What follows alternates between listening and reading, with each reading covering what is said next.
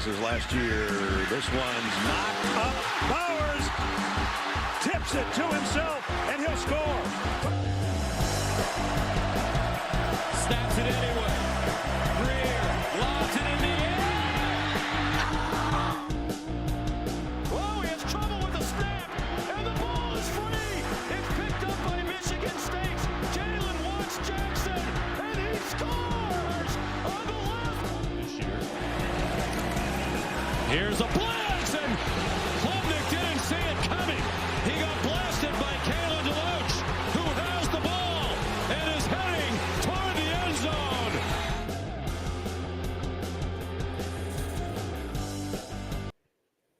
What is going on, everyone? It is episode 54 of College Football Talk. We are here on a special Wednesday night edition of College Football Talk, where we have a conference championship preview. Yeah. I don't know about preview. Yeah, it's a preview. This is the conference championship special. Yes, we got a huge week, just huge episode to cover. We got playoff reactions from the most recent rankings came out yesterday. We got some big questions that we're going to try to answer. Yeah. All the scenarios we're going to try to talk about because, as everyone knows, we don't record again until next week. So the selection will be out on Sunday. Selection show is Sunday. Yeah. I think they're at noon. But there are a lot of scenarios to try to figure out as far as who's in, who is out, what happens if such team, what happens if this team wins. So a lot of questions. But make sure the biggest question that will be answered is that you will be subscribing to the pod because you want to just subscribe because that's the good thing to do. As you all know, we are trying to get to, like we've been stressing all season long, trying to get to that triple-digit mark, trying to get to at least 100 subscribers. We're at 79-ish, believe right now, if I got to double-check again. But make sure you guys are subscribing. I believe we are, yes. Because we have got a lot of good content coming your way now that we know we got playoffs to talk about, bowl seasons in full swing with the transfer portal. It's about to be a wide open circus, coaching carousel, a lot to talk about. Make sure you guys are subscribing and hitting that like button when you are watching. Also subscribing and listening on Spotify as well. Dylan, how are you doing tonight? I'm doing pretty good. You know what I mean? Other than the fact that it is very cold outside, it is making me cold. I don't know about you, but you're just a little weak. That Floridian is coming out in you right there. Okay, all right, but I'm doing good. How about you, man? I'm good. Just enjoying another great week. Georgia's basketball team just took out FSU. All right, we don't need to talk about that. All right, 17-point comeback. Good job for the Dogs right there. Right. But hey, we're focused now on football because Dylan's trying to erase that from his memory. Yeah. So doing good, and now we're going to hop right into it. We got playoff ranking reactions. This is the 5th edition, I believe. Wrong. Don't know. Don't really care. Anyway, here's the reactions. Here's the rankings for this week. If you're listening on Spotify, got the picture of this week's most recent edition. Biggest news is that we have a new top 4 new member in a different order. Actually, not new member, but a different order. Yeah. Ohio State drops to 6. Georgia is at 1. Michigan's 2. Washington 3. Florida State 4.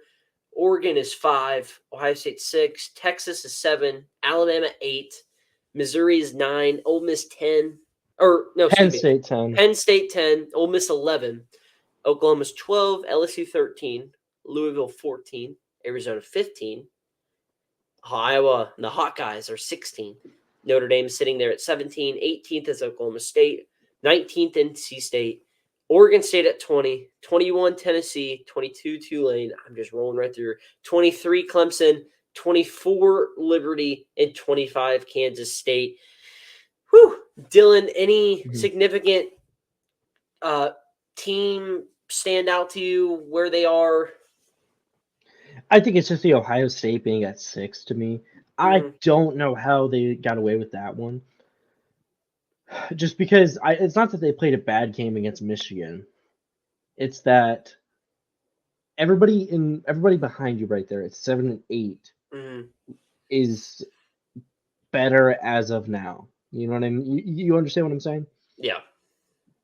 I just don't see a realistic conversation in my mind where you can go, Ohio State's better than Texas and Alabama, because they don't play another game. That Ohio State season is out of their control now. They have nothing. They can't do anything. Yeah.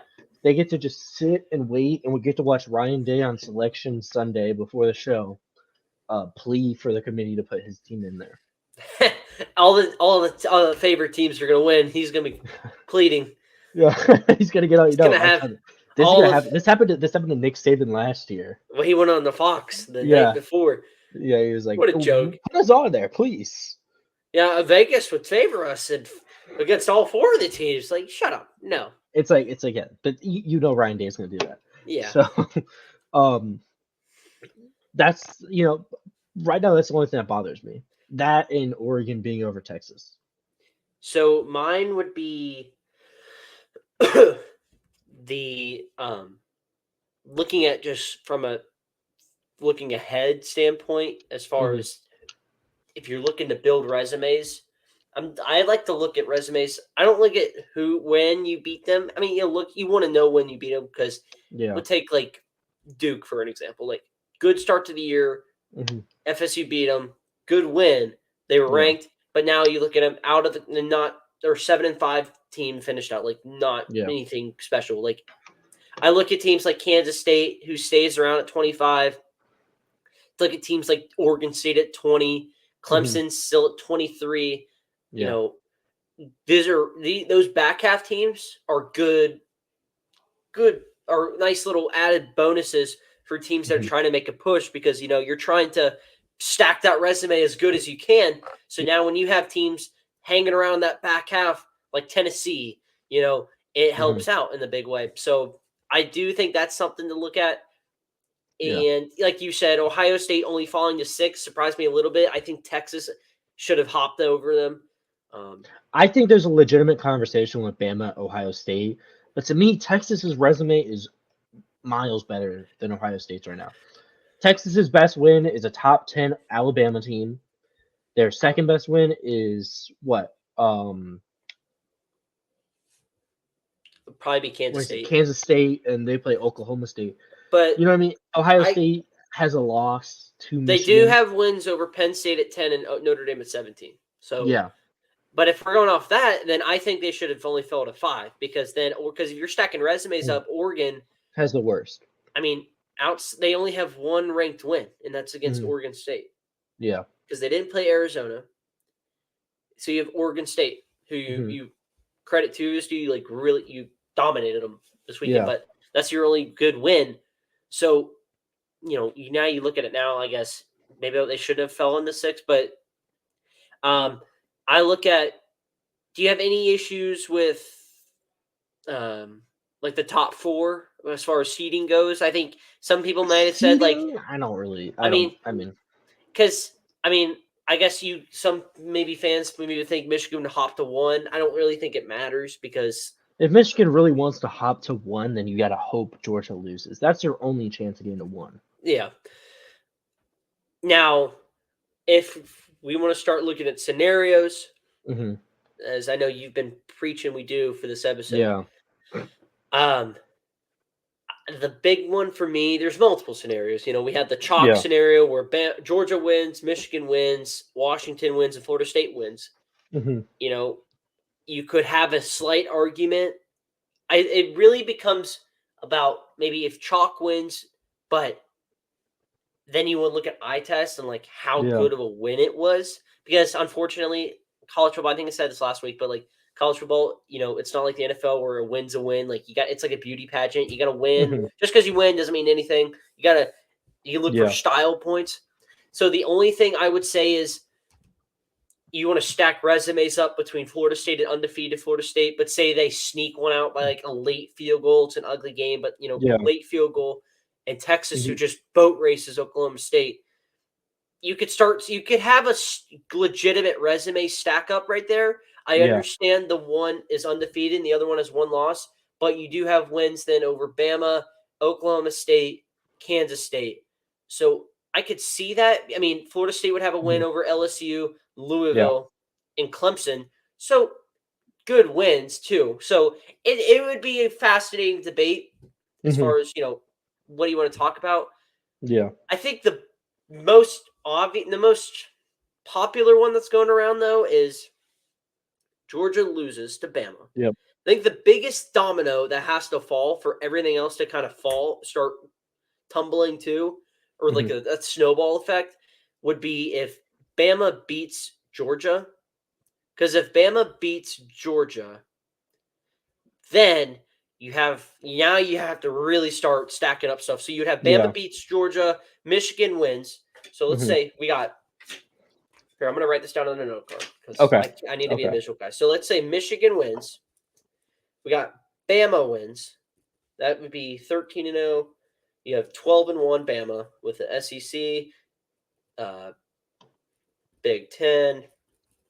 Let's say, I don't know. Let's say Oregon wins. So we got Oregon wins. They're 12-1, Pac-12.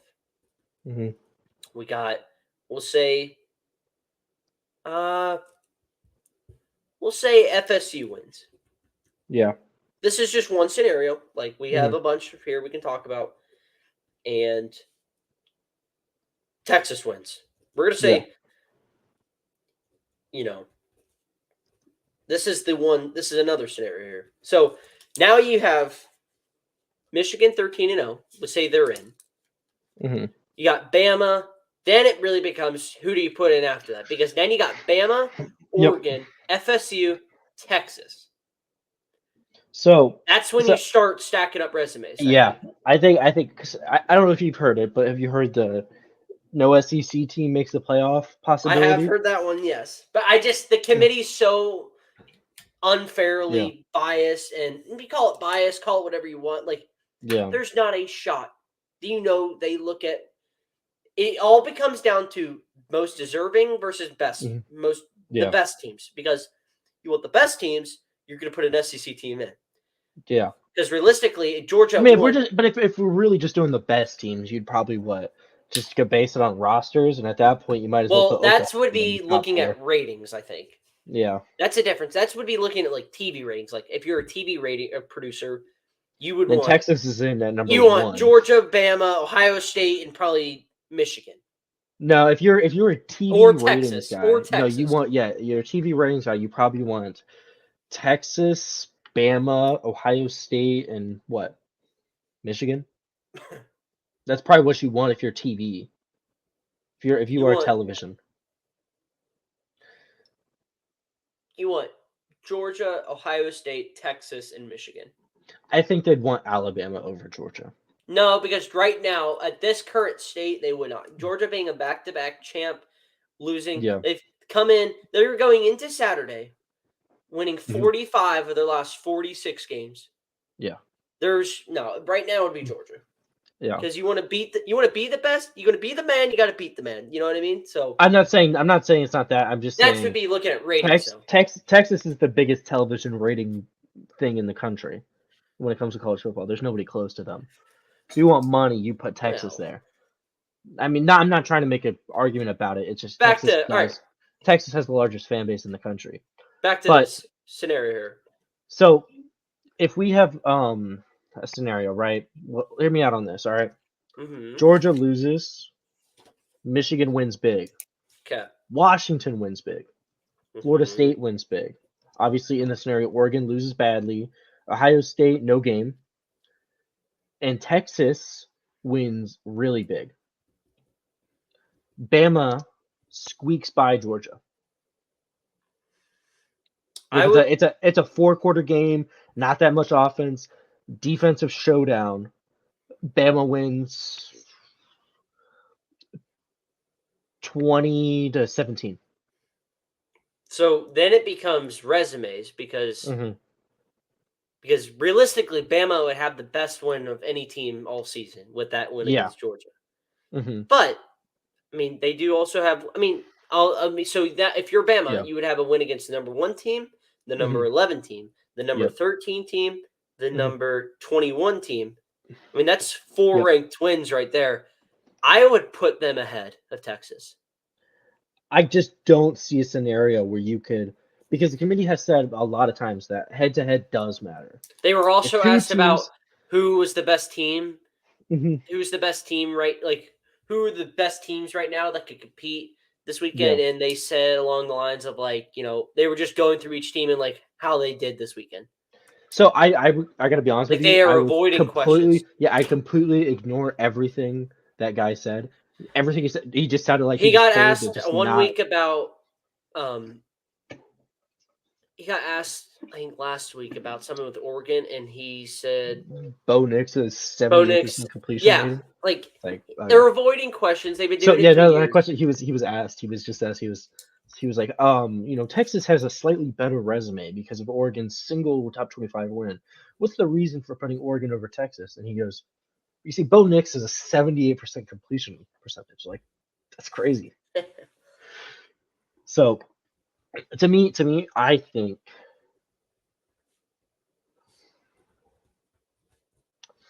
I'm there's a lot of scenarios here. This is the most competitive year we've ever had. There's not a single year in the history of the playoff model in Mhm. which 8 teams have a legitimate shot going into conference championship week. Here's this scenario for you: Hmm. Bama wins, Okay. Washington wins, Okay. so you eliminate Oregon. Yep. Michigan wins, Okay. FSU loses, Okay. Texas wins. Hmm. So it becomes down to I think Texas and Georgia. I If think you Texas. would you put Texas in? Say if it's a really close loss, and then you start Mhm. stacking up resumes. I mean, no, Yeah. they have the so you start stacking up, Hmm. resumes, who you beaten, conference titles, all that. Yeah. Because we've seen in the past teams get in that shouldn't, or that they start splitting hairs, and a team that's won a Yeah. conference hasn't gotten in over a team. Let's say like 20. We'll take 2017 for an example. Hmm. How Penn State won the Big Ten, should Yeah. have gotten in, Hmm. but they put Bama in regardless. Yeah, but I think that goes to the conversation we were having I think earlier off the show about best teams versus most deserving. I Because I think think that that year Penn State was one of the best teams, but they didn't deserve to make the playoff because they had lost I would earlier. put I would I would put Georgia in out there that four spot because you want Biasly or unbiasedly? this is unbiasedly. They have wins over the number 9 team. This is a Mm, close loss against number 8. yeah. They have won. That would have been 45 out of the last 47 times they've won. They are Hmm. back-to-back champs. It would be the first time they've lost since 2021. Yeah. Okay. They would have a win over number 9, number 11, 21 by an average margin of like 27 points. So like Hmm. realistically, they are one of the 4 best teams in the country. If I'm I just stacking resumes up, I just it's a got to be hell of a honest with lot you. better than I Texas. I understand that, but I legitimately think there is a better shot of Texas being the 3 and Alabama being the 4 than that happening. I don't think Alabama would jump Texas with a win unless Texas lost. What if Because I this just is don't see any scenario where because the playoff committee was very specific by if not putting Ohio State Washington further back. They same don't think they think Alabama is the worst team amongst this group of 8 by this same ranking. scenario, same scenario. Yep. We'll go Bama wins, Michigan Mhm. wins, Texas wins, FSU loses, Yep. Oregon wins. Oregon wins. Okay. Do you put Oregon in over Georgia, Texas? Who do you put in those final 2 spots?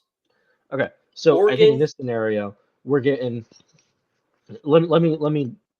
So Michigan obviously number 1, right? So you put Michigan at 1, we'll Mhm. say. I think number 2 comes down between obviously the 3 one-loss conference champions. I think it might lean Oregon. I would put Bama in, Texas, and Georgia. I know This you is keep saying this. unbiased. There But is look no at- scenario in look- which Bama jumps from number 8 to number 2. That's insane. They would not go up 6 Put spots put from beating Texas the in. number 1. Best win. I think I'm I telling think you, I think resume. They're gonna I break think this down Texas. resume Yeah. wise. I'm Mhm. telling you from what I've seen from this committee. Yes. I'm just telling you, they Mhm. do some wild stuff. I And this don't would be disagree with something you they would there. do. They love Bama. They I thirst Bama. They would put them at 2 but in a heartbeat. but if they liked Bama more, they would not have put Ohio State at 6 and left them behind Texas all year long. That's what I believe. I absolutely believe That's because if Texas. you're going by resume, No, because they're but going by here's the resume though. even if they're going by resume, they value Texas's head-to-head win over Alabama extremely high, Well, and I think you have to. I was going to put Bama and Texas at 2 and 3, so you're splitting hairs. They got to play each other anyway. I mean, All I'm saying is that if it becomes down to Oregon and Georgia, you put Georgia in. I don't think so.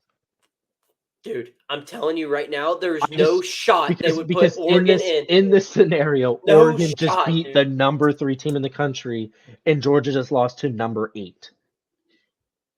It's their only loss. Look at resume Yeah. wise. But their only one Oregon's one loss would be to the team they just avenged the loss of. I'm telling you There's right no now. way in that scenario they I'm don't get telling in. you. Telling you. I think Oregon has the worst resume amongst these teams. The committee disagrees with us. The committee has them at 5. The committee says they are the best one-loss team in college football. And maybe this is different. And like I'm all for. I'm just telling you from you want to put if it and all the end of the day, it comes down to you put the most deserving teams or you want to put the best teams in. You want to put the best teams in, you put the best teams in. Yeah. But I think if you put the best teams in, what's even the point of playing games? There you have that because argument. It's all about what we think are the best teams. We can look at the resume. That would be talking. And we can get more into this after, All I'm saying is, I'm just telling you, the committee is wild, and they will look at best teams and they will put the best teams in. Yeah, there is a reason teams that shouldn't have been in there should just found their way back in there. They had no business doing it, and I'm telling you, they will. Is there any shot?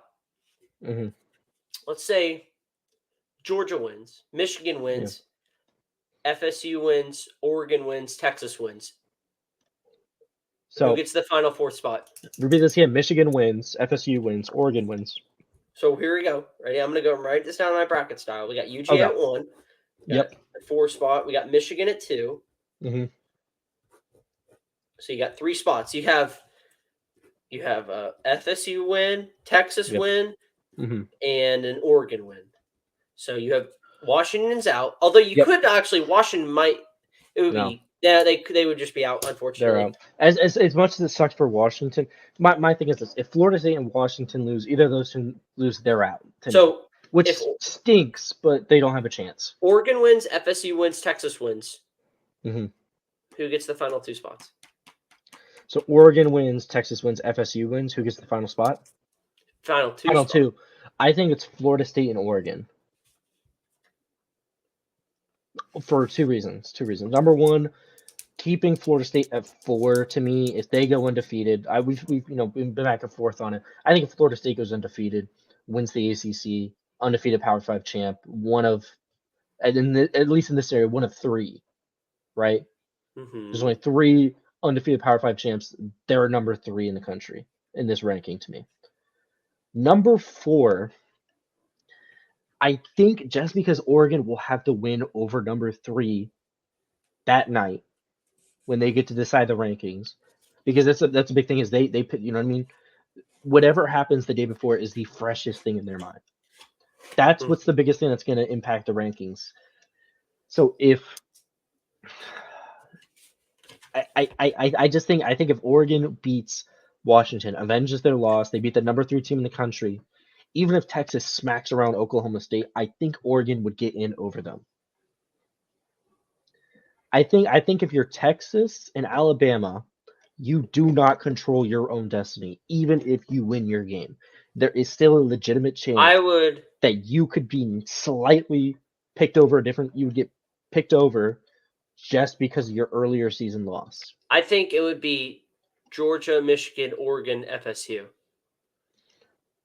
Oregon You has think- I I don't think Oregon would jump I think they would undefeated because FSU especially if Vegas has them. Vegas has because the them as committee's never done that. but they would. That's a better win though over any FSU Yeah, win. but at all the this year. committee was never picked a one loss over an undefeated Power 5 champ in Yeah, they this have. scenario. Well, they didn't win their Or Power conference 5. Well, championship. Cincinnati was a non-Power 5, but they were undefeated Yeah, they at weren't 4. Power 5. But undefeated at 4. Yeah, but I mean that goes back into the conversation of they were not one of the 4 If best they teams in the country that year either. if they cover against Washington, they will hop the 3. I mean, I don't know there. Just because what's the spread in that game? 6.5? No, it's 10 right now. It's 10? It opened at I mean it opened there's at 8.5. I think Mhm. 9.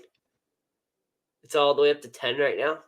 if they beat Oregon or if they beat Washington by 10, then maybe. But I mean, in this scenario, I just don't really see the committee deciding to drop an undefeated Power 5 FSU versus a one-loss Oregon. But it's not like seeding matters all that much, especially, we're being honest here, the 4 would probably favor FSU a little bit more going to New Orleans instead of Pasadena. Mm-hmm. Actually, if you really think about it, Michigan would hate playing one of the 2 West Coast teams because they're going to Pasadena. I think regardless, FSU Mhm. gets in or not, they will Yeah. be at least a 2 touchdown dog to I think anybody so, they yeah. play. Yeah. I think if they play Georgia, If they play Georgia's Georgia, 13-point favorite. 13.5-point favorite, Georgia.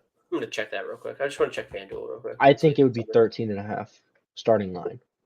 It would be 17.5. I don't know what you're talking about. 17.5? There's I feel like not that's a little high. There's no shot, especially if Georgia takes care of Bama this weekend. Yeah. There ain't a shot. I've seen crazy lines this year with these 2 teams. Or Yeah. with these. Let's see. Let's go college football playoff. No. Games. See if there's any hypotheticals out there. Nothing here. Weekly specials? No. National championship? No. Hell. Oh, never mind. I also think, like, there's been some dumb lines this year for Florida State. Like, we were 27.5-point favorites versus Boston College, 24 versus Virginia, 48 versus Northern Alabama, Nice. which is so crazy of a line. We almost covered too. All right, so we will be moving on though. Yeah. Keeping this in mind throughout the rest of the show, but a lot of scenarios, as you can tell. We just spent over 20 minutes talking about scenarios, so a lot to talk about, a lot to figure yourself out. But we are going to hop right into our playoff talk now, or Pac-12 top championship talk right here. But championship conference talk now. We're going to start out west, Las Vegas on Friday night with obviously a significantly big game.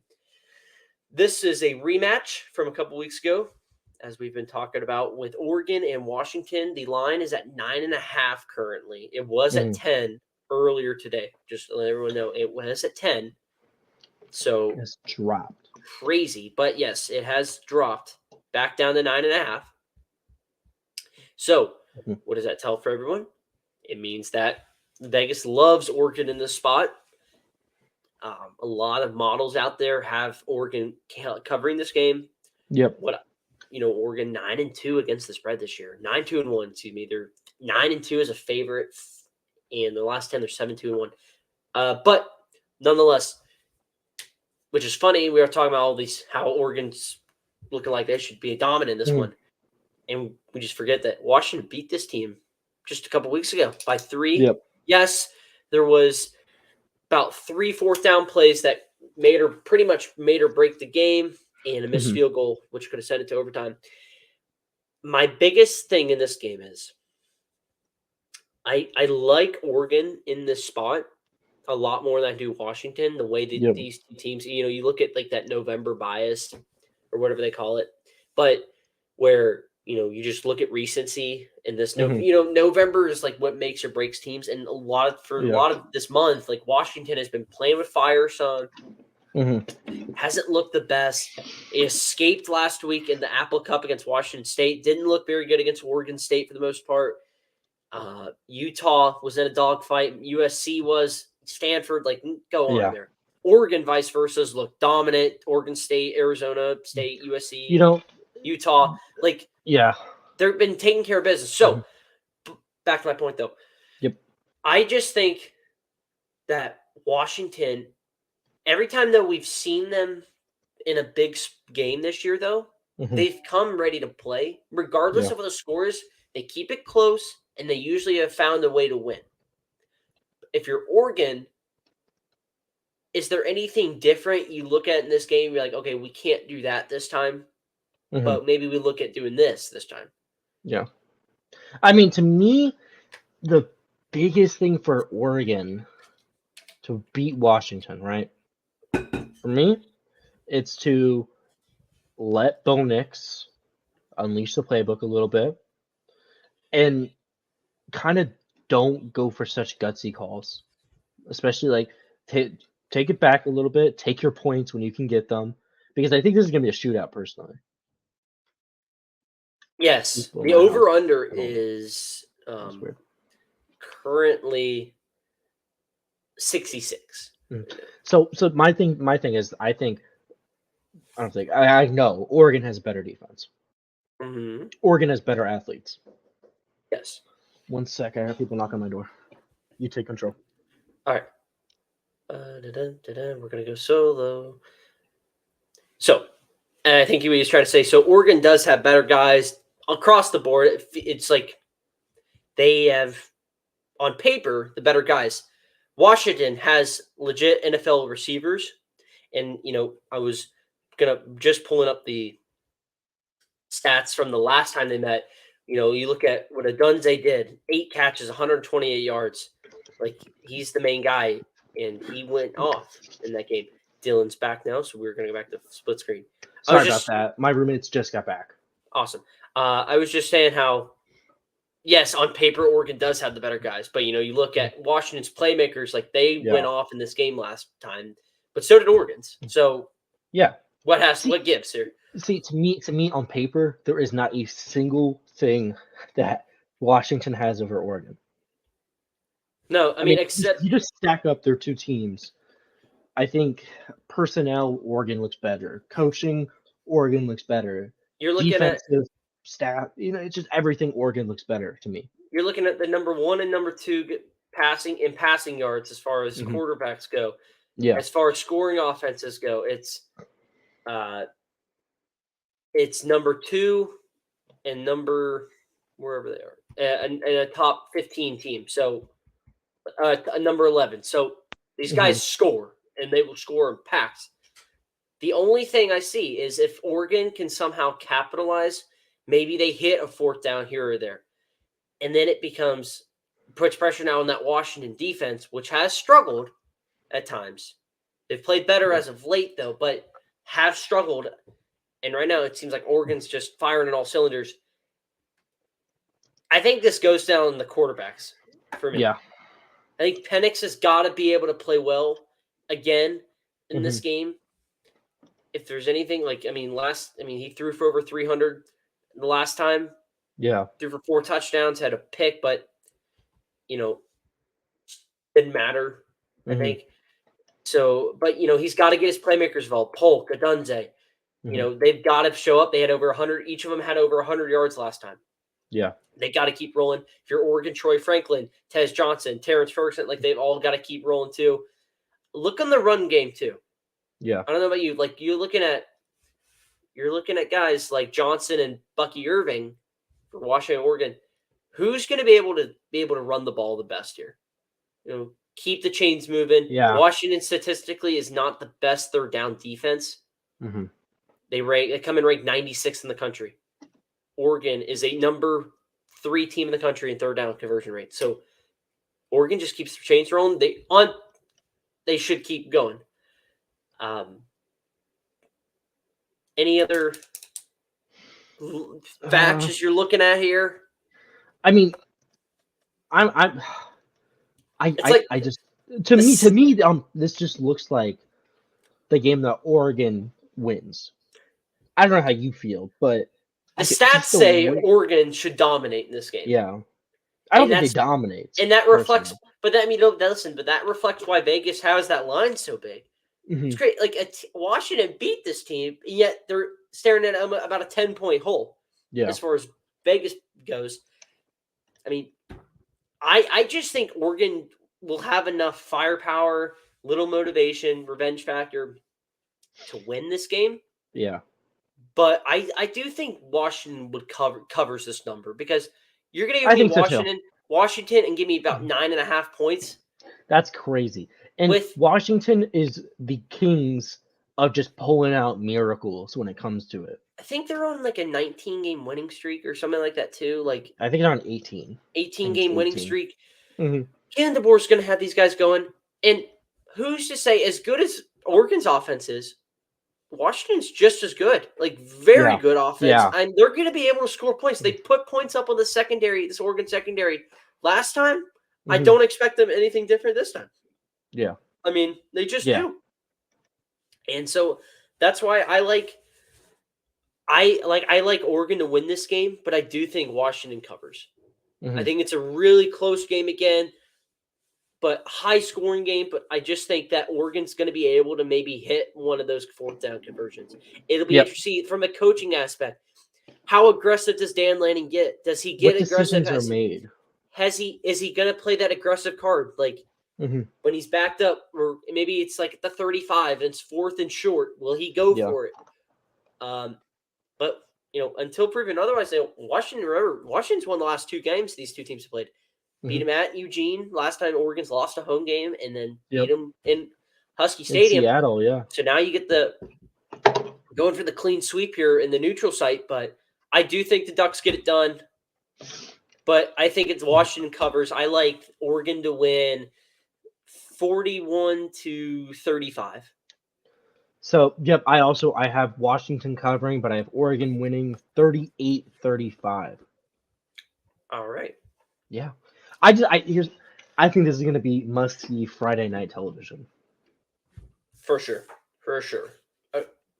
We're going to move on to the SEC title game now. This is the big one. Oh, okay. The biggest game of the week. We're going big games first here. Yep. Biggest game probably of the season. I mean, this is potentially like a national title game. Just playing for the SEC. Change the name of the championship. Yeah. To the SEC title game. Crazy all the stakes that go into this game. It's the 4:00 game on CBS. Georgia is a 5.5 point favorite as of right now. Yep. Over under set at 54.5. Mhm. The biggest thing for me in this game is I think you have two teams coming off little lackluster performances. Bama shouldn't probably have won last week. They should have lost. They should have lost. If Auburn remembers that you can tackle the quarterback, or they probably could lose this football game. They should have just dropped everyone back and just. I don't know why they had a QB spy. It's not like he's going to rush the ball in 4th and 31 when you need a touchdown. Jalen Milroe, you never know. No. Jalen Milroe would rather go past the line of scrimmage and try to come back and throw it. He did do that quite a few times. He did do that. Yes, that was a nice little point. I think that was 3 times he did that in that game. He did the play right before that. Yeah, but he also did that earlier on a touchdown that was taken back. Nonetheless, though, Bama probably shouldn't have been there, but they are here. So now we have the big game. And I really think that you want to start looking at matchups. I think it's really going to come down to a couple ones. I think it's the defensive line for Georgia and, Bama's O-line as far as in Jalen Milroe from an aspect of, are they going to be able to get pressure? Yeah. And are you going to be able to contain Milroe? Because Jalen Milroe, where he's not as more of like a design quarterback kind of run guy, he's most effective in the scramble drill. He's really good at grading like on his feet. You know what I mean? Like where it's play's not there, he's able to just break a tackle, get out of something, and just get out of the pocket and run. Like, he's really good at that. They don't really use him. They'll use him in a couple, like, maybe read options or so. Mhm. But they realistically, they don't like – I haven't seen a whole lot where they've used him other than They that. really Like, haven't. it's more They really haven't. it's not like the classic, like, you know, the Georgia Techs, the Auburns, where they have designed quarterback stuff. Like, Mhm. he's a deep ball thrower that can make a lot of guys miss if he needs to and get big Yeah. chunk plays. So that's going to be one. I think another one is looking on the outside, Georgia's those Georgia defensive backs, Alabama's receivers. Can Alabama's receivers get separation, create space, take over games? Isaiah Bond, Jermaine Burton, Mhm. are they going to be able to do stuff against a pretty solid Georgia defense that doesn't allow much down the field? I mean, defensively, Georgia has given up 40-yard plays or more 6 times, 30-yard plays or more 14, 20-yard plays or more 35. Vice versa, though, Bama is built. I mean, their defense, they're a deep ball kind of offense. You know what I mean? Yeah. So 35 or more in the 20-yard department, 21 or more. Wait, excuse me. What am I looking at? Oh, no. 71 plays at 20 yards or more, 35 more in 40 yards or 30 yards or more, and then 21 and 40 yards or more. So, like, Mhm. they're going to get their deep shots. But that's Yeah. going to be interesting because we know, like, Kamari Lassiter, Javon Bullard, Malachi Starks, like, they will be physical. I think Jalen Milroe is going to try to pick on whatever side Dalen Everett's on or Julian Humphrey if he's healthy, because that'll be the side that I think you can exploit the most. Yeah. Because Kamari Lassiter is just not someone that's going to give up much. He's just one of those Mhm. lockdown guys. So I really look at that. And third downs, and penalties. Mhm. Alabama is not a very disciplined team. They come in Yep. 60th in the country in penalties per game, averaging about 6 for 50 yards. Mhm. And Georgia is first in third down offense, second and third down defense. Can Bama get off the field is what I'm trying to say. Because No, I get what you're saying. Yeah. yeah. So, like, that a lot of ins and outs go on. Yeah, there's a this lot game. to this game, but I think it's really going to come down to one thing. When it comes to Alabama and their team, this is not one of the great Alabama defenses. They've played fine at times. They but have a are good, prone solid to secondary. giving up. They are prone to giving up score points though. They've given up 20 or more points several times this year to They're allowing teams that about really aren't that good either. defensively. They're in conference play. They're allowing 20 points. They're giving up 20 points a game. Mm-hmm. They gave up 34 to Texas, 20 to A&M, 21 to Arkansas, 20 to Tennessee, 28 to LSU, 21 to Kentucky, and 24 to Auburn. Every team, pretty much minimum, outside of Ole Miss, has scored 20 points on them. The in-game adjustments, too, are going to be big because Bama has been notorious this year for having really good second-half adjustments, but so is Georgia. Georgia, statistically this year, has not been a very good first-half team, but they've really just been able to turn the clamps on defensively, just find their groove offensively in the second half. So that'll be interesting. Cool little nugget here. Against ranked opponents, Georgia, averaging 40 points a game, only allowing about 16 a game. And averaging almost 500 yards a game offensively and only allowing about 300 or so. Yeah.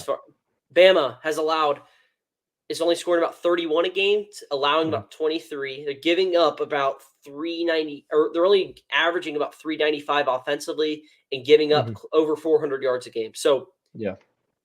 A lot of average margin of victory, Georgia 24 points and Bama is 14. Yeah. Just the numbers in general make me lean Georgia pretty heavily. Obviously, you never know, right? For some reason, when it comes to Nick Saban, he knows how to pull out dark magic and win games that he does. Alabama is a heavily, not heavily underdog. It's 5 points, but you know what I mean? The overwhelming consensus is that they are not as good. But to me, right now, I'm going Georgia big. I think Georgia covers. So I look at the stats one more time, And like you said, you had the Saban factor. Yeah. Bama comes in wanting the last 7 times they've made an appearance in the SEC title game, they've won all 7. They haven't lost since they lost to Tim Tebow. Yep. Back in 08? 09. 09. Or no, yeah, 08. It was 09. 08, yep, because Yep. Bama won in 09. I was thinking it was 09.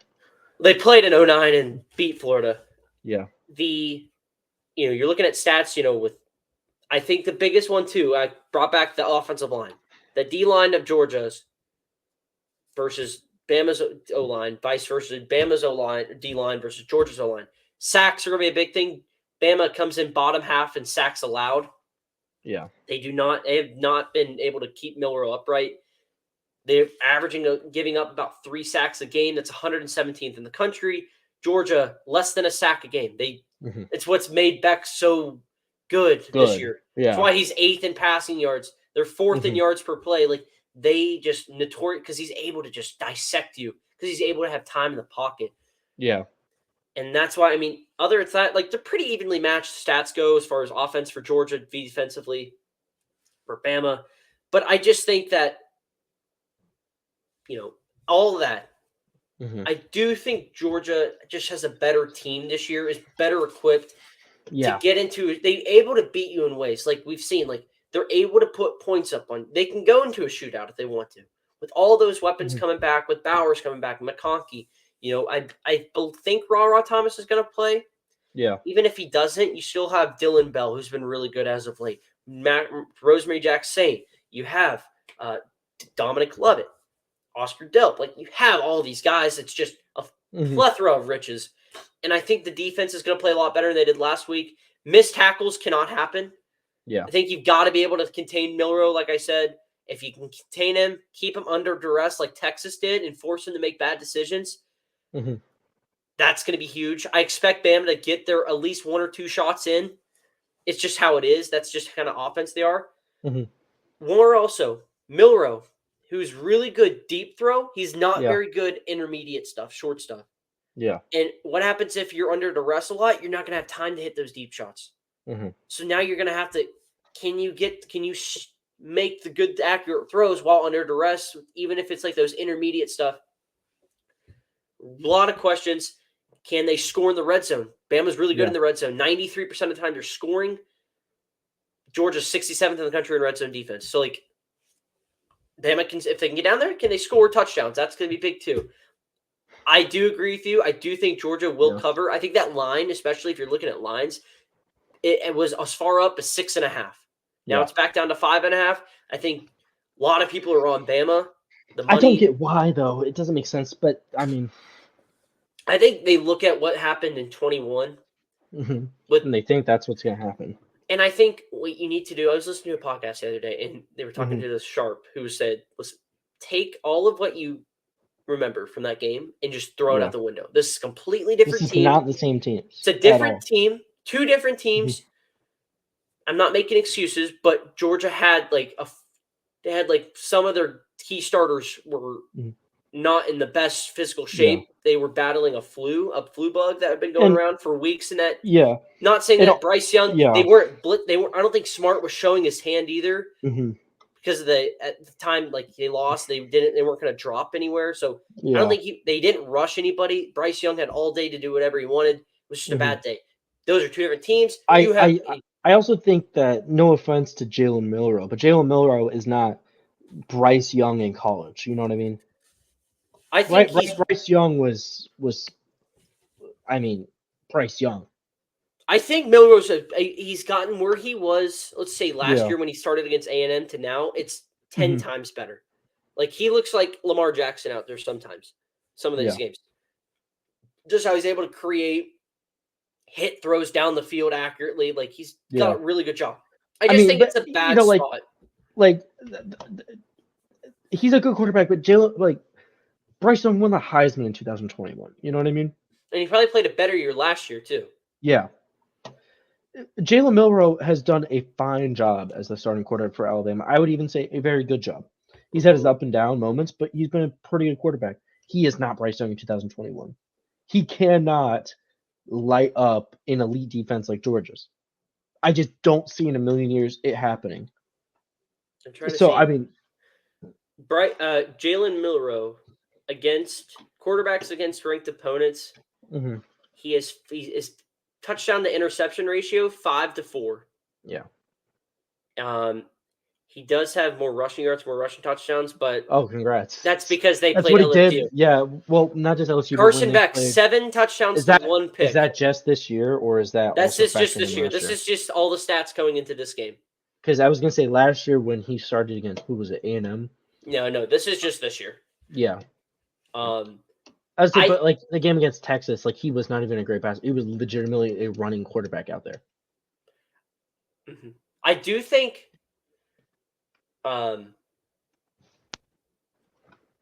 if the penalty stat might be a big one too, because especially, I mean, Bama notoriously has, just mostly recently, it's going back to like last year, like has not been a very disciplined team.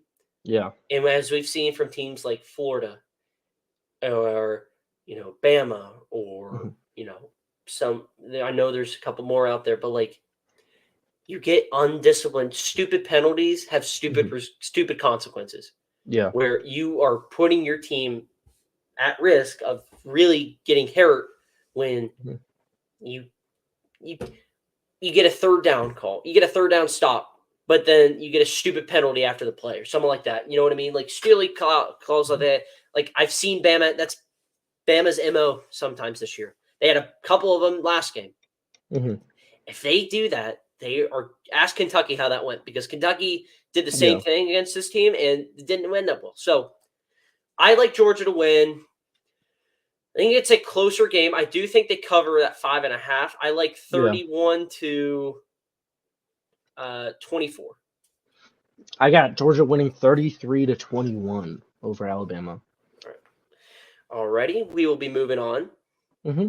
to your next game, which will be let's go Big 12 title. Big 12 title game, okay. We're going to go Big 12 title game. This is the noon kick on ABC. This is Oklahoma State number 18, Texas number 7. Yeah. Currently, the line is at 15.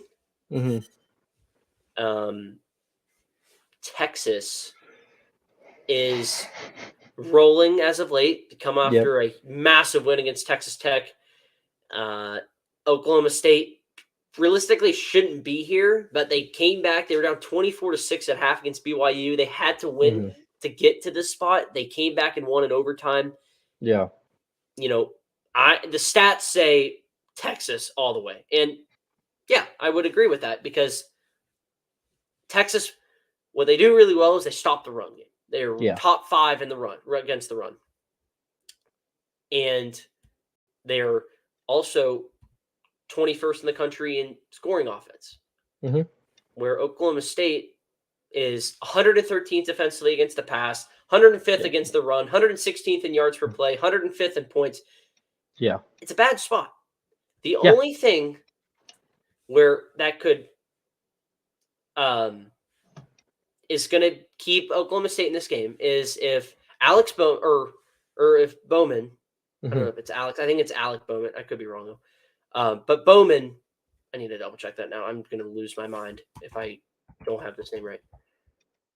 Hold on 1 second. Bowman. Alan Bowman. Yeah. Apologize for that. Alan Bowman, he's going to have to play one of his best games of the season. He's got to cut back the turnovers. I think he has 6 picks, if I remember, 6 picks in the last 3 games. So he can't turn the football over. Yeah. And they've got an Ollie Gordon who comes in, the nation's top runner, over 1,500 yards rushing. They rank, it's crazy. They were 57th in rushing yards, but they have the best running back in the country. They've got to be able, that's just in total though, they've got to be able to run the ball effectively enough to keep Texas off the field. I think this is a classic game where you've got to be able to win the time of possession battle, kind of like the Oregon State game from a couple weeks ago, which they did well in, because the stats really weren't in their favor, but it was just like if you can keep Texas a high offense, prolific offense off the field, you might be able to keep yourself in the game. They've got to be able to cash in the red zone. Defensively, Texas ranks first in red zone efficiency, third down efficiency, 5th against the run, and 20th in turnovers. So if Texas can just neutralize Oklahoma State in general, this won't be a ball game. I think Texas is too good offensively to do anything. Yeah, I think Texas is going to roll. Do you think they may cover? I don't think they cover. That's a big thing. And just because I think Oklahoma State gets off some good rushes. Ollie Gordon, he gets his carries. He makes the score look closer than it really is. I mean, I don't feel like there's really too much to talk about in this one. I think Texas is an elite team that's getting better every week. They've, quite frankly, we look at it just behind Michigan, they probably have the second best win of the season so far. Yeah. Against Alabama in Tuscaloosa. They, the second they got back Quinn Ewers, it was like everything just clicked back into place. Obviously, they had some struggles earlier in the year, but when Quinn is the starter, they don't struggle. They play with their food a little bit, but they don't struggle. They win their football games. The only game they lost to was to Oklahoma, and they got hosed by refs in that game. Well, they couldn't stop Dylan Gabriel on the ground either. But, I think Texas wins this. If they don't, it's because Mike Gundy has one of those games. Oklahoma State has won the last 2 games. They won last year. But Bowman's got to play really well. Gordon's got to be able to control the run game on the ground, which has been something that I think if you're Oklahoma State, you got to be able to find a way to maybe work on the outside, like the zone game. A lot of outside the tackles instead of running inside, because Texas is really good up front, really good up front. Like as far as like stopping the run, getting after the quarterback, like they're really good at that. So if Oklahoma State does that, they're going to have a really good chance at this game. If they don't, Texas is going to roll. I do think that Oklahoma State keeps it close. I think they cover, maybe even if it's like a backdoor-ish cover.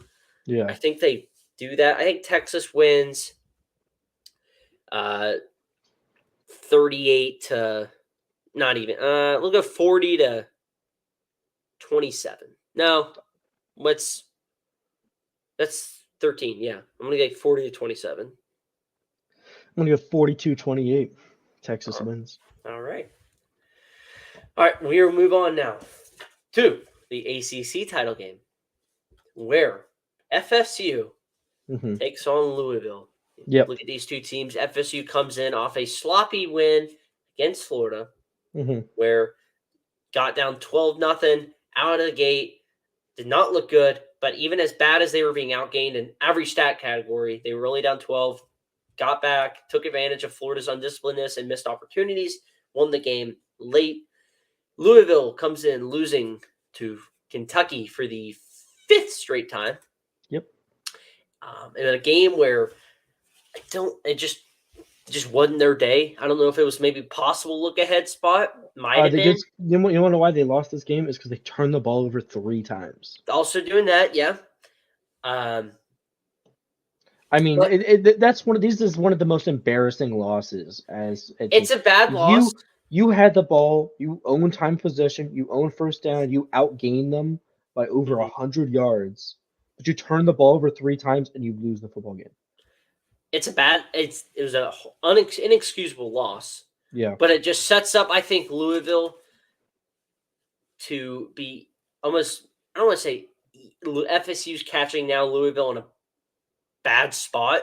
But they might be, because now you're getting a Louisville team that doesn't have anything to play for the playoff. I don't think they ever did, even with 1 loss. But now you have a team now you got a team that's fighting for a New Year's Six bowl, fighting for a New Year's Six, a conference championship with Jeff Brom in their first year there. He's done a remarkable job, and you're getting a team that's probably pissed off, because we saw this earlier this year. You come off a really big win, nice win against Notre Dame. You fall against a game you should have no business losing against Pitt. Same thing, had no business losing to Kentucky. Did. Now you got FSU. Line is 2.5. Yeah, it's FSU is a dropped. favorite. It stayed steady at 2.5. I thought it was 3.5. It opened at 3.5. Yeah, it opened at 3.5, and it stayed steady at 2.5. Mm-hmm. Looking at the stats, I think the biggest thing here in this game, because defensively FSU is solid against the pass, Yeah. rushing yards is where you can get them. I watched it last week. Florida's running backs were able to control that game for probably about the first half and then a little bit into the third. Mm-hmm. They were able to run the ball pretty well. Yeah. Louisville comes in with Jahar Jordan. I think I said that name wrong. But anyway, he's 26th in the country in rushing. Yeah. Louisville is third down off. Or no, I'm not looking at third down offense. Louisville is 33rd in rushing offense. Mm-hmm. So they're really good at running the football. Yeah. So, and FSU is 47th against the run. Mm-hmm. So I think that's where Louisville's got to be able to attack them right there. Yeah. And Louisville's really good at stopping the run too. Louisville is 11th in rushing defense, 96.8 yards per game. FSU's offensively is running the football is 67th in the country. Yeah. So I really think this is big because what I think Florida almost got done, but couldn't because their offense wasn't able to do anything. I think if you're able to really put pressure, you want to put pressure on Rodemaker, make this offense one-dimensional. Because Trey Benson really saved them last week. Because outside of maybe like one or two plays that Keon Coleman had, Johnny Wilson had like 3 drops. Offense just didn't look good outside of Benson, who did everything they needed. He had all the touchdowns. So if Louisville can keep FSU one-dimensional and force Rodemaker to beat him, like he kind of did last year when Travis went down against Louisville, then you tip your cap and you just say, listen, that was the better team. I think another spot where you can maybe get him here, where FSU can now look at defensively, 5th defensively in third downs defense. Louisville is 70th in the country in third down offense. So if you get him in third down offense, you can put pressure on them. Because they are 59th in turnovers in Louisville. Yeah. So they have been prone to turn the football over. I would say Louisville's prone to turn the football over, and they also give up around 2 sacks a game. Yeah, and their offensive line is not anything special. Florida State has one of the top offensive lines in the country. Where they're sitting at now. They're sitting at they're not too much higher anymore, but they're given 50th in the country in offense. Yeah. But they defensively, Florida State 8th in the country in sacks. So they do get after the quarterback, like you said. Yeah. I think what you're going to see in this game, where you didn't see last week, is a more experienced quarterback, a quarterback with more weapons. They got speed on the outside. And I think it's going to help that it's also not – you're going to be playing in a neutral site game at, Charlotte, North Carolina. But it's going to be probably, 60-40 Florida State, Louisville fans. So you're not playing in front of 90,000 fans screaming at you. It's not going to be impossible to hear when the offense is out there. You're going to have a lot more time to breathe, a lot more time to think. You're going to have, you know what I mean? It's going to be a lot as weird as it's going to say. I feel like it's going to be easier for him as a quarterback to run through his motions in this environment compared to playing in the swamp at night. It's also a night game, but what FSU is able to do on third downs offensively too, 63rd in the country offensively. Louisville really good. Also, FSU also, but Louisville 10th in the country in third down conversions, 9th in first downs allowed, 12th in rushing yards. Really good overall. I think I said 11, but I'm telling you, I just think that if you're looking at Louisville's perspective, forcing Florida State to become one-dimensional and being able to run the football is going to be dividends, be like massive dividends. If you're FSU, you're going to have to be able to score in the red zone, which Louisville has not allowed many teams to do. But if you can get down there, and you got to be able to convert on third downs, especially and avoid third and longs. What we saw last week against Florida, when they got into third and longs, they really had trouble doing anything. Outside of the one they got away with when they got the first down, the penalty, did not do anything. They were they looked lost in a sense. So really going to be fun to watch. I think your FSU's catching Louisville in a bad spot right here. Yeah. I'm gonna take Louisville to cover. I think I'm going to take them to win. I'm going to take them outright. I know I did this last week of Florida. Yep. But maybe it's just good mojo for FSU. But I just think Louisville. Mm-hmm. You're getting a more experienced quarterback. You're not getting a true Yeah. freshman. You're getting a better offensive line and better weapons all around and a better run game. I just think Louisville, you're catching them after that loss, I think it was bad because now they're all pissed off. Give me Louisville, close game, but I think they make a couple more plays than FSU does. Mm-hmm. I'm going to take 27 to 23. Okay. I'm going to pick Florida State to win this. This is the team that Tate Rodemaker beat as the backup when he came in last year. This is the same Louisville team that he beat. Not same coach, but the exact same roster, more or less. I believe they're going to win this game. I think it's going to be close. I'm going to go 24-17. I like FSU to get some good, big passing plays off. Might even get a big special teams break. Just because that's how Florida State tends to win these kind of games is they got, Keon Coleman can make a difference in the punt game too. Yeah. I mean, we saw the one against Florida, but he's had 2 60-yard returns this year. He's one of the best punt returners in the country. And I have a feeling this game we're going to see one that's going to be a big run on. So I'm going to go 24-17 Florida State. They've also won like 18 in a row, so it's hard to pick against them at this point for me. All right. We're going to move on to our final game preview, and that is the Big Ten title game. We will not be spending much time on this game. Yeah. Because Michigan, which is just somehow, some way, a 22.5-point favorite, over-unders at 35. Michigan's going to win this game. We're going to come out and say it. Yep. There's no shot. If Iowa wins this game, I might do the podcast next time with my shirt on or something like that. I don't know what, but there is not a shot that Michigan wins or doesn't win. Mm-hmm.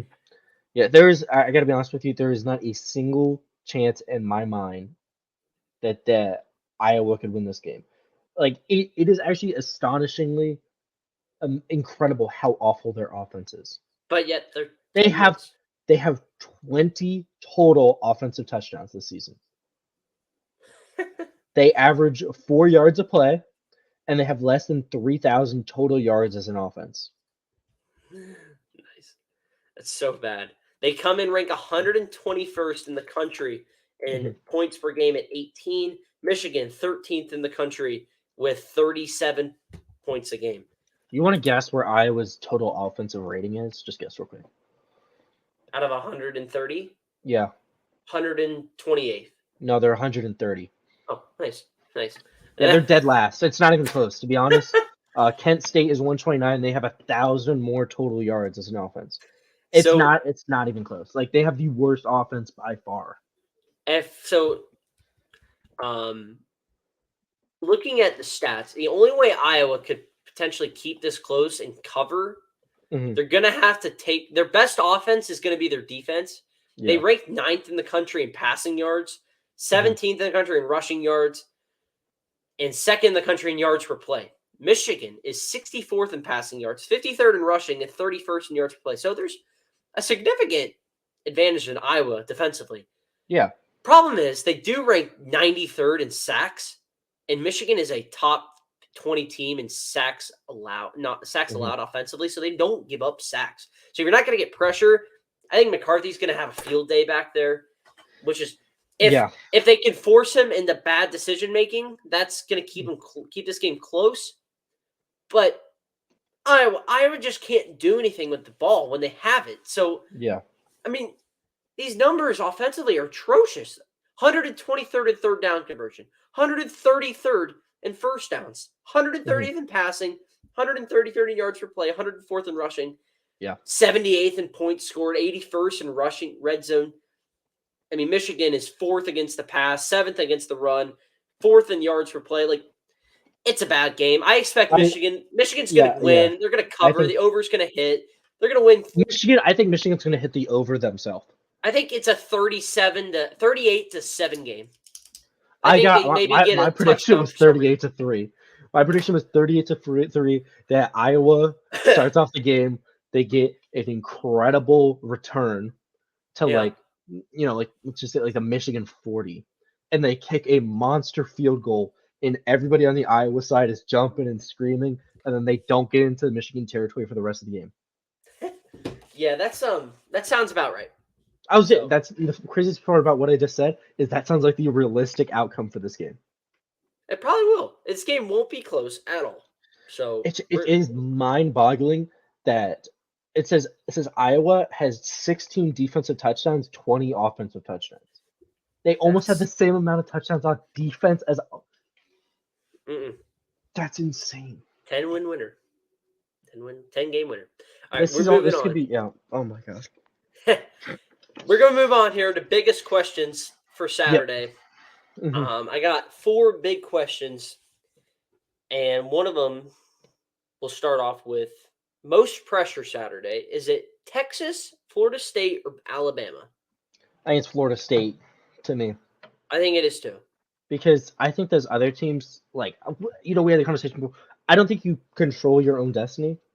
I don't think So Florida State controls their own destiny, even I if they think go Florida undefeated. State does. I think that's where we disagree, but I think Florida State does control But their that's destiny what at this this point. great debate is. Yeah, That's where style points got to come in here. I get, but to me, if Florida State wins, they're in. So Florida State, the pressure is on. You need to win this game to be in. Mm-hmm. You would need to win this game because I think especially with Texas, if they win, there's a chance they don't get in. I think Alabama, there's a higher chance. If Alabama wins, I think we'll see some sort of way where they get in. I think Texas could win and still not make the game. And that's a very realistic outcome. I think it's Florida State, but only Mhm. because, like I said, I think style points have got to matter for them for Yeah. some reason. It's unfortunate, but this is how it is when your quarterback's out, and Yeah. and now you have a bunch of other really good teams that have one loss, but are conference champs. Now you got to start stacking it up, and now it Mhm. becomes that best or most deserving. Yeah. I think that if they really want to make a statement, they'll go out and just beat Louisville by 2 scores. If they can beat Louisville by 2 scores, sign me up, put them in. I mean, that's fine. But I think if it's a close game, like I expect it is, and I think that Louisville's going to win, Yeah. then you really like if Florida State wins on a walk-off field goal, they're not putting themselves up for much of success, I'm going to say. But that's why I think they have the most pressure. Like you also said, if they lose, they're out. So you say sayonara. Yeah. All right, we're going to move on to next question here as soon as I make this text message. There you go. The next question, Dylan, for you is what is the best game possibly? What is the best game going to be on Saturday? On Saturday, I was gonna say I'd go with the Friday night game. But Saturday, we'll just add it in. I don't know why I forgot. I think we're writing this. Yeah, no, you're good. I gotta go with the Friday. I mean, Oregon versus Washington. This is must-see television. Pull out the picture of Martin Scorsese saying cinema. This is what Fridays are made for. Kick the high schools out of here. I don't care about the high schools. Oregon versus Washington is going to be the most exciting thing this weekend, in my opinion. This game, this game is more exciting to me than the game was last week. I think the Georgia-Alabama game is going to be the best game. Just the stakes. I get what you think that, but I just think Georgia's so much better that it's not really going to be as. I think the Oregon-Washington game is going to be the most passionate game we've seen out of. No, it'll be the Georgia-Alabama game. These two teams are built to beat each other. So that's where I just think we're going to have the crowd is going to the environment there's going to be insane. It's a game unlike any other when these two teams face off against each other, and I just think that it's a playoff game for both these teams. So you're going to see a big time showdown, and that's why I think it's a close game. But I mean, I think Georgia wins and covers that line. Yeah, but I think Oregon, Washington will be right behind there. I'm very intrigued this FSU Louisville game at 8. And then you got Matt Berry calling the game, who Florida State fans have like a death sentence against. So That'd be Okay, real fun. they don't have a death sentence against Matt Berry. Well, it sounds like it. He went on Twitter and he was arguing that Florida State is not only not a top 4 team, but they're not a top 4 deserving team. Well, and then Florida he got State into fans got into war. Florida State fans were upset, and then he called Bud Elliott a fan writer, and that got Florida State fans even more mad. And then him and Cannell got into it. Yeah. It's been awesome. I love Twitter. This is why. Especially since Florida State Twitter is probably one of the most violent people. That's a scary fan base to get into it with. I got asked today. They get at you. I got asked today. I said, someone asked me, they're like, "You on Twitter or X?" I said, "Yes, I'm on Twitter. I got to be around this." Yeah. Dylan, what is the sneakiest game that not a lot of people are talking about? Tulane versus SMU. I was just gonna say that. Yeah. See, personally, I'm a fan of the Green Wave. I got a friend who I knew growing up who goes to Tulane University. So I'm rooting for the Green Wave. I think they're gonna lose. Same. I was gonna say SMU has looked really good this year. They just played a harder schedule than SMU. So I mean Tulane. So I think this game's gonna be really fun though. I agree. I think this is a good game. Mm-hmm. Two really good coaches, and Fritz and freaking Rhett. Oh crap! What's the name? I just had it in my head too. It's Rhett something. It is Rhett. I'll find it. Oh, Rhett Lashley. Who both these guys are gonna potentially be future coaches somewhere else. Rhett Lashley somewhere more likely than Fritz because of age, but this will be a good test because you have really good offenses. Michael Pratt has struggled when he's been under pressure, and SMU is going to be the best defensive line he's seen probably since Ole Miss. Mm-hmm. And so it's going to be a really good game to watch. I mean, I won't be watching much of it because it's going to be right when the Georgia game is. So, but definitely someone to keep an eye on for sure because this has big time New Year's 6 implications because if SMU wins and let's say Liberty falls to New Mexico State, SMU sneaks right in there to the New Year's 6 spot. So, and finally, what is sneakiest matchup? I would say both those questions seem similar, so I had a better idea for last question. Here, I'm going to pull one. Okay. I'm going to pull one from. No, I'll let you do it. Go ahead. All right. You do it. Is because we're not going to be able to record a show before conference championship after the game, before we get the final rankings. Mm-hmm. Right now, I want you to give me your final 4 rankings based on what you think is going to happen this weekend. My final 4. Mm-hmm. I think they will be Georgia, Michigan, and then I think it's going to be I'm going to say Oregon and Texas. All right. I think because I do think Florida State loses this week. Mm-hmm. If they win, I would not be surprised. If they get in, they will be a 4 seed, and that will be okay. But I am going to say it's going to be seeding wise. I think it's Georgia 1, Michigan 2. Mm-hmm. I'm going to put Oregon at 3, Texas at 4. Okay. Yeah. I get where you think. Yeah. But it's going to be fascinating with the debates and go. Yeah. I will be there to watch. So mine is going to be Georgia 1, 2 Michigan, 3 Florida State, 4 Oregon. I just think Florida State gets in at 3.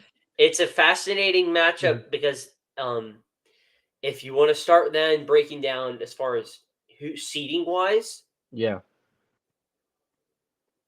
whoever gets that 4th spot, because I tell you right now, you would rather play Michigan, who can't get out of their own way in a playoff game, rather than playing Georgia in the semifinal. So, especially if you're like one of the West Coast teams, you have to go. Or even if you're like Florida State, you want no business trying to play Georgia in the first game. If you No, can no, try but to what? claim it. Yeah, no, I absolutely agree with you. Yeah. I'm just But if saying like you're one of those West teams, that's so much worse. I Like mean, if we you're saw it last year Washington, with Oregon. yeah, like that's what I'm saying. Though, if you're Washington, you have to fly all the way to. It's a Sugar Bowl, right? It'd be in the Sugar Bowl, probably. Yeah, unless for some You reason have to it goes fly to Pasadena. from Eugene to New Orleans, and UGA just have to get on a bus and drive. Nah, they would fly, but They fly, but they could just drive there. It's yeah, not that far. yeah. Those would be my 4. But like the Mhm. seedings and then the whole scenarios and stuff. Yeah. It's definitely gonna be something to look at. But can't wait. But my best bets though the week I got 3 this week. Hmm. Need to see what our record was. Let's see. Texas won. Iowa won. A&M didn't cover they lost by 12. It was 11.5. BYU covered and Hmm. Missouri covered. So 4-1 last week shoots us to 27 and 24-1. How you doing? Let's keep it moving. 27, 24-1 heading into the final Saturday here. Hmm. And we got 3 plays. I got 3 plays for you, everyone. Yep. I got Georgia -5.5. I got 4 plays. I got Georgia -5.5. I got the Michigan-Iowa game over 35. Yep. SMU, I believe the line is it was at 5.5. Let me Double just check pull that for up me. just to check for you. It is 3.5. It's down to 3.5. Yeah, SMU plus 3.5. Damn. So because it was up to 5.5 yesterday or the day before when I made this rundown. So Yep. if you got it earlier, This I is know it this is opened at messed up 4. what? I know it This opened at is like 4.5. last night. Like this is 12 hours ago. So this is Here, I think let's look it the up. most I'm gonna look it up. updated. I'm just gonna look it up at FanDuel right Yeah. now. Here we go. The spread is here we go. Charge. So the SMU it is 3.5. Yeah. So I still like SMU 3.5. Hmm. It was earlier this week. It was at 5.5 when I wrote this. So if you lock it in there, be my guess. And then I do like Washington plus 9.5. Hmm. So those are the bets. Got Washington. I'm going to write this down on my iPad because I didn't add Washington. I like this. Washington plus 9.5. All right, so those are our plays. So we had UGA -5.5, Michigan over 35, SMU plus 3.5, Washington plus 9.5. Hmm. Everyone, enjoy our final Yeah. weekend Hmm. before bowl season. Enjoy the conference title games. Hopefully, we have some good games. I think we will this year. I think we're going to have some sort of debate, chaos going on in the playoff. Expect Yeah. some craziness and some full tomfoolery by this committee. Yeah. And let's all take a second to think about how this will be the last playoff with 4 teams. Think of Yep. next year, none of this stuff will matter. We're going to be debating whether or not LSU should get in over Penn State. So, Yeah, we're going to be debating about, UCF Knights. yeah, well, let's keep it in check. Pull the link. Come on. Big 12 champs. Let's Big 12 champs. let's reel it back in here. Let's reel you back in here. We're gonna get but nonetheless, make sure you guys are subscribing, watching on YouTube, sharing the video, and enjoying it. Or most importantly, if you're on Spotify, listening, hit that follow button because we really appreciate there. Enjoy the weekend, guys. We'll be out. Try to be out next week, Tuesday. We're back to our normal time, but nonetheless, the pod will be out and we'll have it all shared out and on YouTube, ready to roll. So enjoy the weekend. Dylan, any final thoughts? I'm just excited for the weekend. Hope you guys are too. All righty. Peace out, everyone. Enjoy the weekend.